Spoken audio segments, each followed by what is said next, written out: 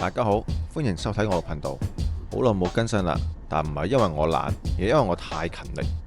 去寫關於世界盃嘅稿件。上期我分享過所謂嘅流量密碼，係經過我嘅反覆測試啊，我發現可能係同呢個寫稿嘅大模型有關。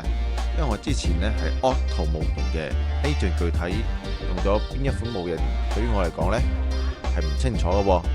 所以寫出嚟嘅文章質量唔夠穩定。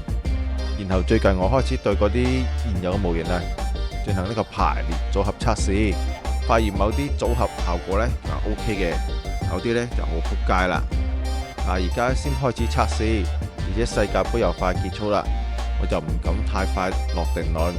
具體仲係要等到5大聯賽開始進行大量測試先好講。仲有一點，我發現我寫嘅比賽入邊嗰啲球隊，如果本身流量話題係比較多嘅話呢，我係競爭唔過其他同行大佬噶，畢竟蛋糕就咁大啦，平台肯定先照顧佢哋啦。好啦，今期我先分享到呢度，雖然係有啲短啊，但我都盡咗力噶啦，寫咗咁多日稿，心力交瘁啊！而且我發現呢種視頻基本冇人睇嘅，冇人睇就等於負收入，